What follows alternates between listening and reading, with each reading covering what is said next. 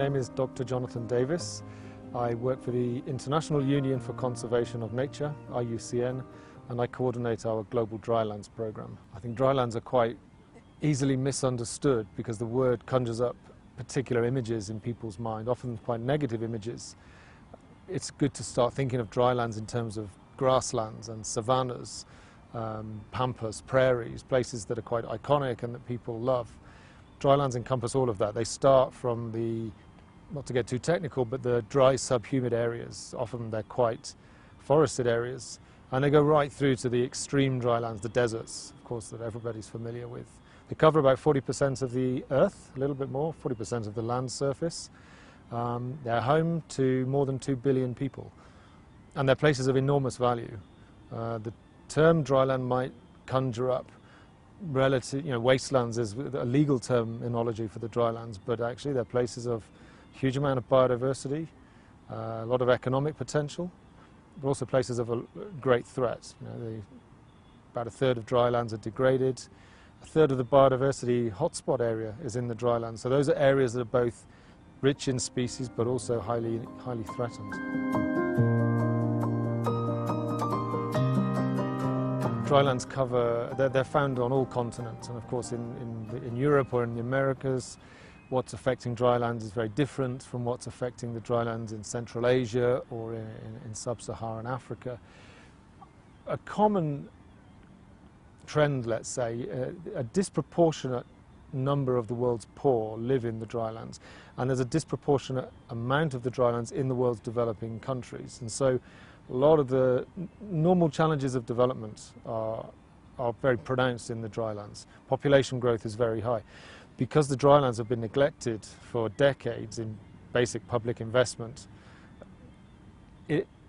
levels of education are behind. They're lower than national averages. All of the factors that lead to rapid population growth, high levels of poverty. There's a very high dependence on natural resources, and so when those places are affected by crises such as drought or conflict, people just exploit the natural resources that are there, which are their normal coping mechanisms, but more and more people putting more and more pressure on those resources.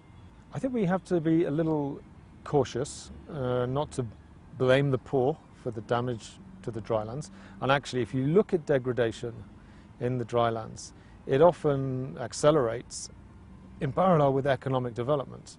And so it's not necessarily the poorest places that are the most degraded, but as people lift themselves out of poverty, as they start intensifying agriculture, as they expand infrastructure, it starts to have the consequences for the land and cause the degradation. So yes, what we need is sustainable development models. What's talked about these days is sustainable land management. So that's a whole portfolio of land management approaches, generally agricultural approaches.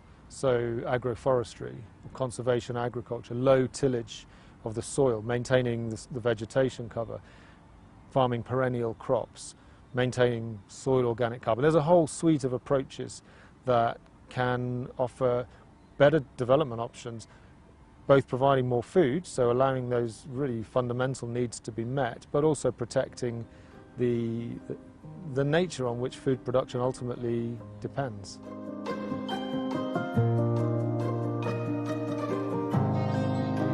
There have been a number of droughts in sub-Saharan Africa this year, but you haven't seen the sort of terrible consequences that we saw in the 70s and 80s.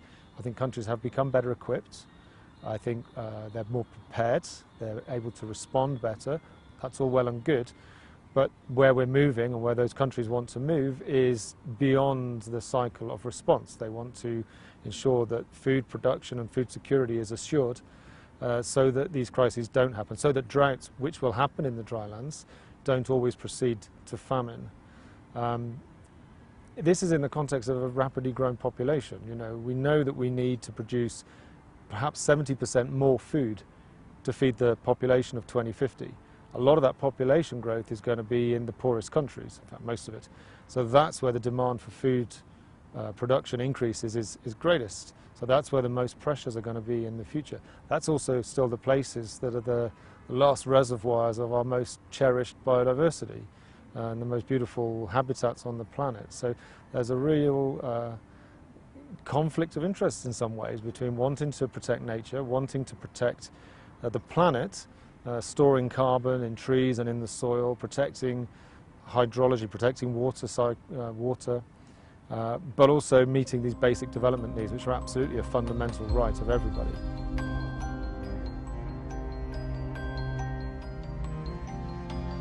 I think it's important not to be pessimistic. When I say there's a conflict of interests between these environmental concerns and economic concerns, they don't have to be traded off. I think there's a genuine win-win. If you manage ecosystems more intelligently, you can protect the multiple services that they provide.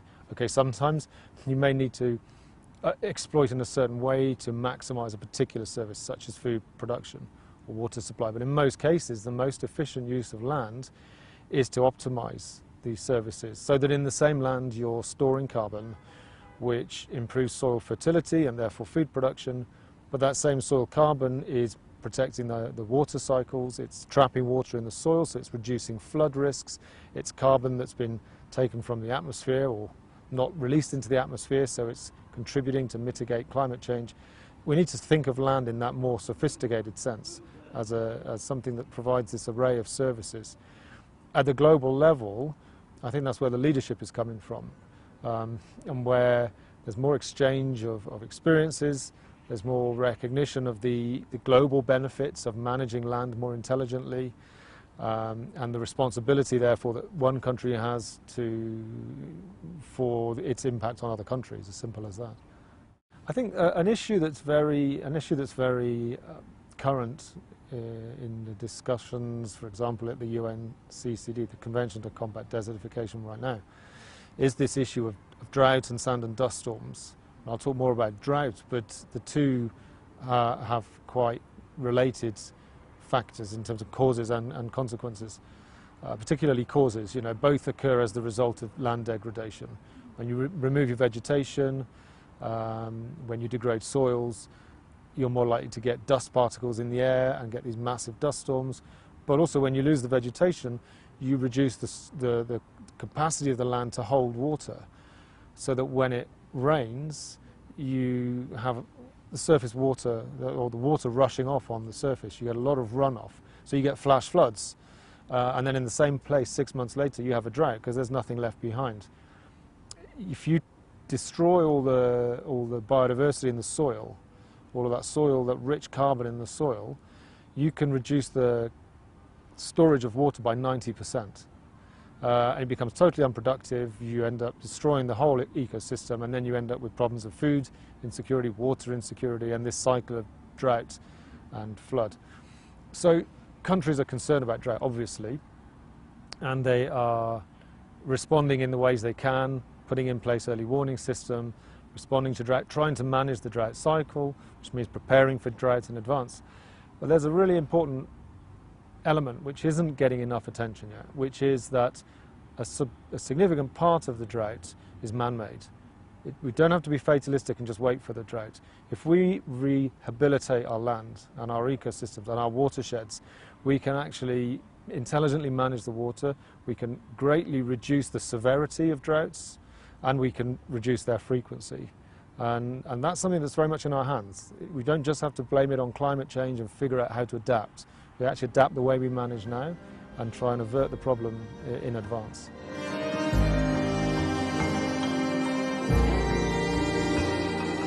First of all, droughts, there are many definitions of droughts. In dry lands, they're places of incredible uncertainty, meaning if you have an average rainfall of 300 millimetres, the normal range is from about 100 to 500 millimetres. That's normal. So if you get 100 millimetres, 1/3 of the average, that's not even remarkable. Now that can be, if you were to put that in a typical humid land context, all farmers would be out of business overnight if they got 1/3 of the normal rainfall. Dryland farmers, dryland people, livestock keepers are fully adapted to that. The unusual features of their production systems and their livelihoods and their cultures are a direct response to those normal conditions. Of course, there are extreme events. There is a real drought that happens once every few years when it goes beyond those normal bounds and people struggle to cope. Often, though, what is at the root of the problem is that they've lost some of their adaptations. They've been, for whatever reason, they've adopted new approaches that might give them more food in an average year, but give them nothing in a bad year. And then that bad year, they're out of business. Instead of the old tried and tested methods that gave them a guaranteed minimum so they could survive even the worst years. So in the name of modernization, people have often lost their ability to handle risk, to manage risk. There's an element of that in famine. Famine is a complex issue. It's highly significant for countries, which is why countries take it very seriously. And which is why countries are doing so much, I would say, to avert the worst kind of famines that we've seen in the past. But again, you know, there is an element in there where when land is degraded, food production goes down. When the response to that is to try and bring in new systems that, as I say, might give you more food, but are not fully adapted to the natural conditions of the drylands, you end up exposing people to higher levels of risk. And I think that what we need is to bring risk management, and it's really focusing on ecosystems, because ecosystems are the basis of risk management. So it's managing ecosystems and managing nature for the multiple benefits that people need when they're living in that area. Not only focusing on one thing like production of food, so not only leaving it to the ministries of agriculture or the agricultural development agencies, but looking at land in this more complete sense and treating it as this source of multiple benefits, and then trying to optimize the delivery of all those benefits as a risk management tool. Policies are very ambiguous words, and it means something different to everybody. Policy can be what a president comes on TV one day and says, this is what my government's going to do. That's the level of policy we need for land and land degradation or restoration. We need leaders to show real leadership on this, because they realize that this is the foundation for sustainable development, that it contributes to multiple sustainable development goals. It's about food security, it's about poverty reduction, water security, climate change mitigation, job creation. So that's what I want to see coming out of this. It might not come immediately out of this negotiation, but that's where we're moving, elevating land degradation in the political discourse until it becomes a matter of absolute national urgency, and then it gets the leadership that it needs.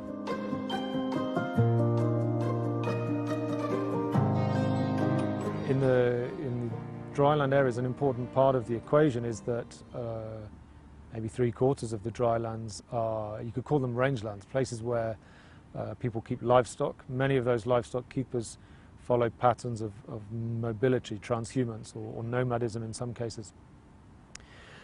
Those systems are under a lot of pressure to change for different reasons, even in some cases internal pressure from nomadic communities who want to enjoy the benefits of development that often are associated with being more settled. At the same time, it's very clear that, you know, the grassland ecology needs those elements of mobility, of movement, of herds in order to maintain that ecosystem. And what's now starting to emerge is a fresh understanding of how those mobile livestock systems can be compatible with development, drawing inspiration from developments in places like Spain or Mongolia or other more advanced rangeland states. Seeing that there is an alternative development model. It's not about settling nomads, trying to turn them into farmers in places where farming is not viable, trying to put livestock in small plots of land where it just doesn't work. Actually trying to come up with a more progressive livestock development based on this very environmentally friendly system called pastoralism, and harnessing the multiple benefits, harnessing the benefits of pastoralism for maintaining biodiversity in these landscapes, for maintaining connectivity between nature reserves, for allowing migratory species to continue to migrate. And if we can harness those environmental services in addition to the economic benefits, then we can unlock the real potential of pastoralism. We're trying to juggle a lot of different factors and a lot of different forces. And so we can't turn the clock back and do what was done in the past. But at the same time, we have to be very sensible with the kind of innovations that we bring in, and where people have had centuries of testing approaches. You know, they've been proven. They've really survived because of their adaptation to the conditions. So instead of throwing them out and trying to come up with something completely new, the starting point for me would be build on that already exists. Yeah, improve it, develop it, modernize it, but don't try and go in a completely different direction.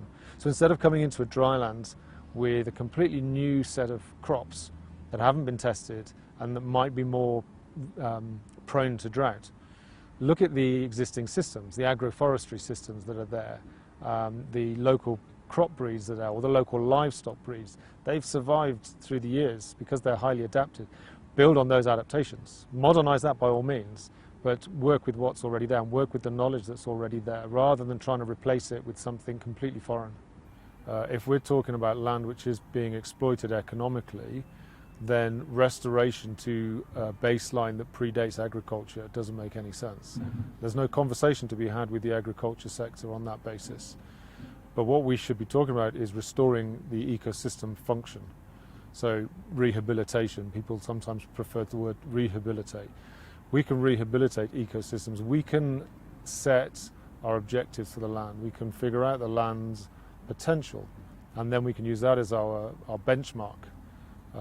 Rather than a baseline, we can set ourselves benchmarks and targets, and we can work our way towards that. We can monitor our progress towards that, and we can revise those targets over time. They change all the time according to our management objectives.